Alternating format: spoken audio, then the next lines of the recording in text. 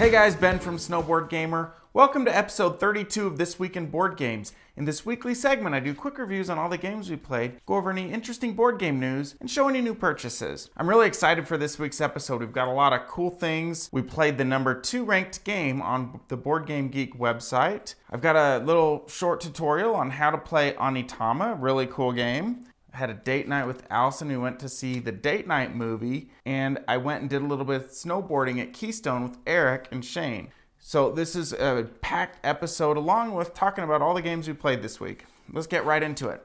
First, we played Colt Express. This is a really fun Western-themed game where everyone is a train robber and you're trying to be the best train robber. And you can do various actions, move around, shoot at each other. It's just a ton of fun.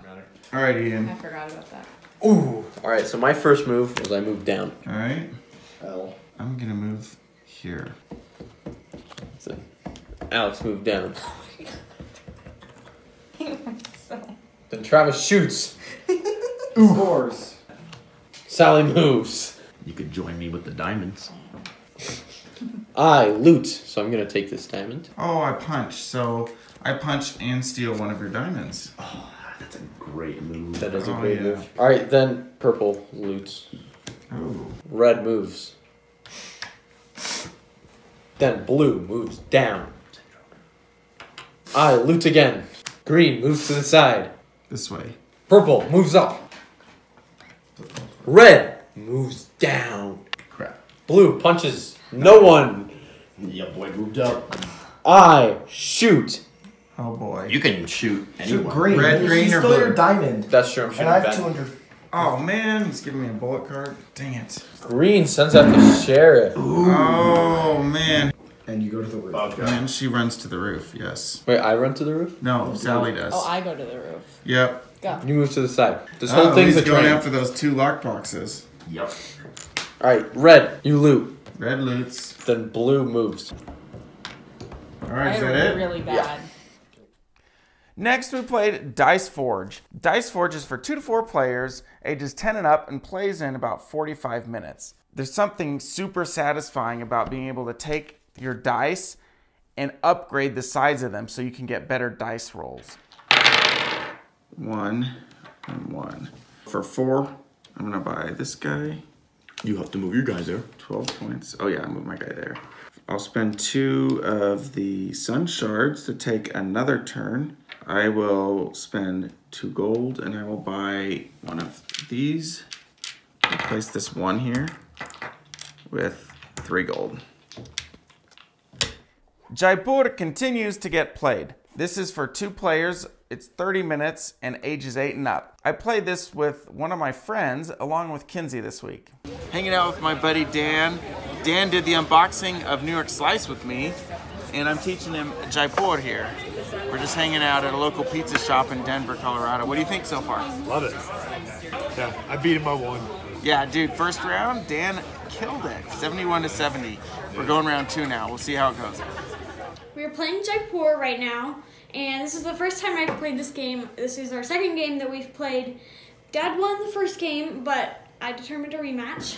And I love this game a lot because it's really like quick and easy to play, and it's really easy to learn too, and you just kind of like trade your cards out and stuff, and you can kind of like hose the other person if you want to, but I like this game a lot. This weekend, I made a trip with Arik and Shane to Keystone. Check out a few clips from our trip.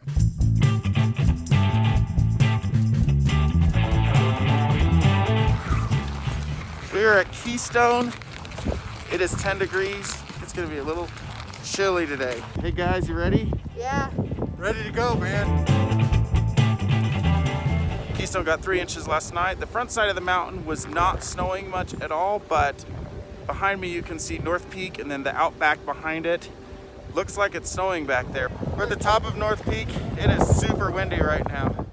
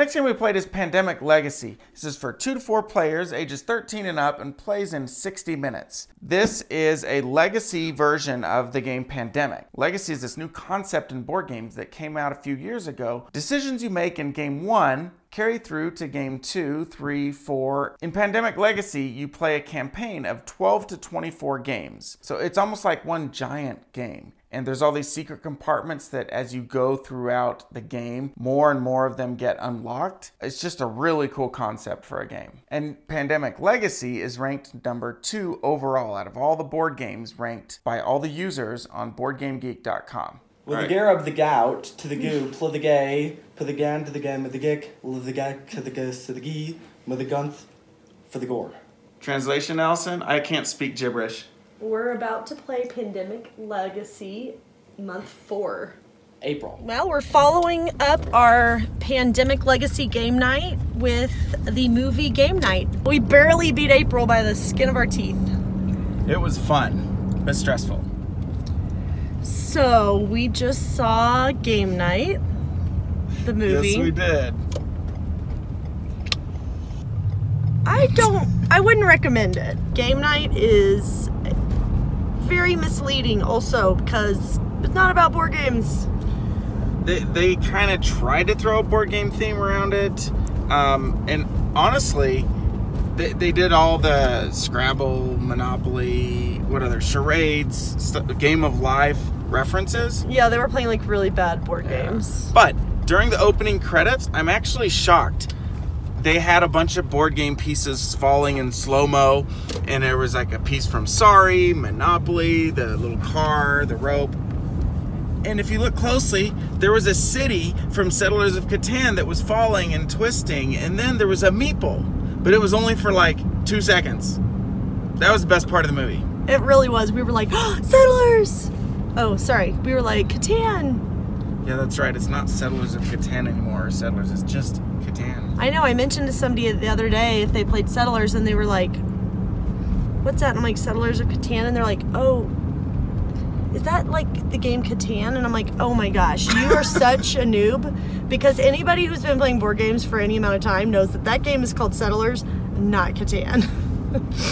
I'm gonna guess that Rotten Tomatoes, I haven't looked it up yet, but I'm gonna say that they gave it maybe like a 13. So we just looked up Rotten Tomatoes. I have no faith in Rotten Tomatoes ever again. 81%. The movie was so terrible. It was. How did it get an 81 out of those 100 reviewers gave it a thumbs up? How? No, I know. 81 out of the 100 people hated it, and they got confused and they voted the wrong way. They hit the wrong button. Mm-hmm. Someone hacked Rotten Tomatoes.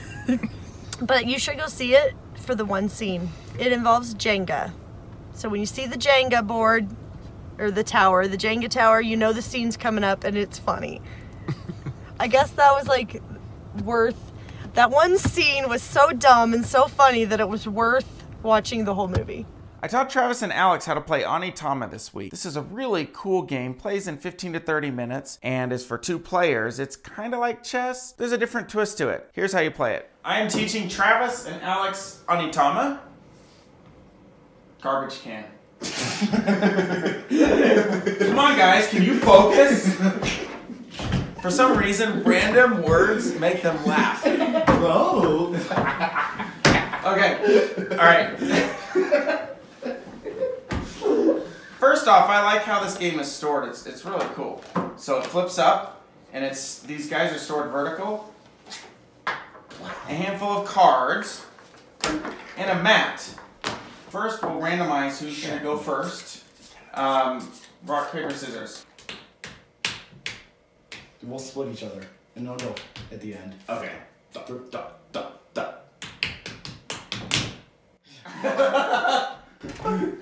They're in the drum line. Okay, so here's how it works. We're going to deal out 5 cards, and these 5 cards will be the cards we use the whole game.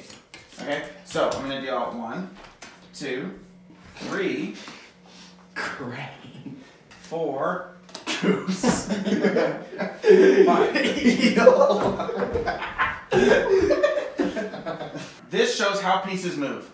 Any of your pieces. So the cobra is 1 to the left, or diagonal to the right, or backwards and diagonal to the right. So you can kind of see there. So each one has its own way of moving.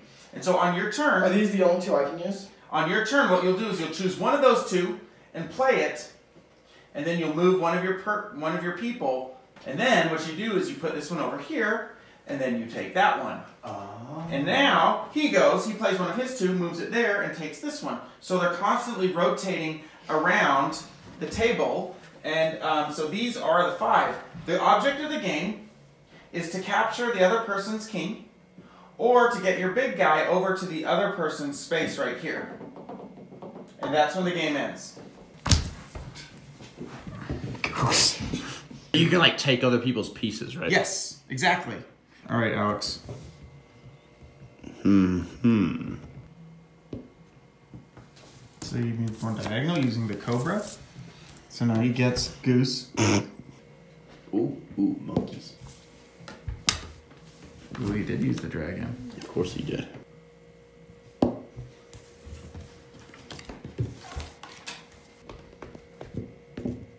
Oh, what? Oh, you had... Oops.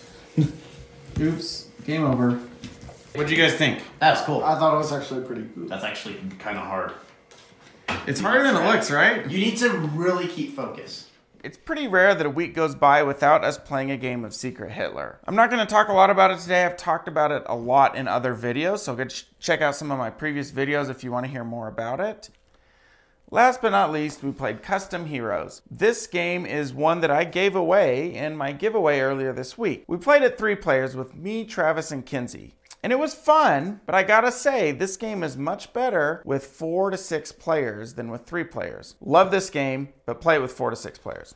Now for the news. Sagrada is coming out with a 5 to 6 player expansion. I played Sagrada last week for the first time, really enjoyed it. So being able to bring it up to 5 to 6 players is pretty cool. There aren't a lot of games that play well over 4 players. There are tons that are 2 to 4 players. Playing 5 to 6 though, we're always looking for those kind of games because we generally have larger groups over here. Now for my new purchases. I didn't buy any board games this week, but I did order something. This one came from the BGG store, which is the Board Game Geek store. The base game of Scythe only comes with 2 of them, and this gives you 1 for each other faction. These are the military dials for when you go into battle. These set of 3 wheels for Scythe were $6, which I figured is not bad since you cannot buy these in stores anymore and they were a Kickstarter exclusive. They were still in the packaging. I thought they were going to be used. I bought a promo card for Terraforming Mars. It's called Self-Replicating Robots. Moral of the story, if you're looking for some promo cards for a game or something from Kickstarter that you missed, go check out the Board Game Geek store. There is one more package I got this week. It is a shirt from Next Level Snowboarding. This guy named Ryan Napton runs a YouTube channel. He's really, really funny and entertaining, and he's a great snowboarder. This is his official side slipping shirt. Go Google Ryan Napton's side slip. He's got a video and a sequel. I'll put the links in the description if you want to go check them out. They're pretty hilarious. That is it for this week in board games. Thanks for watching, everyone. Subscribe if you haven't already for more board game related videos, and I will see you next time. Bye.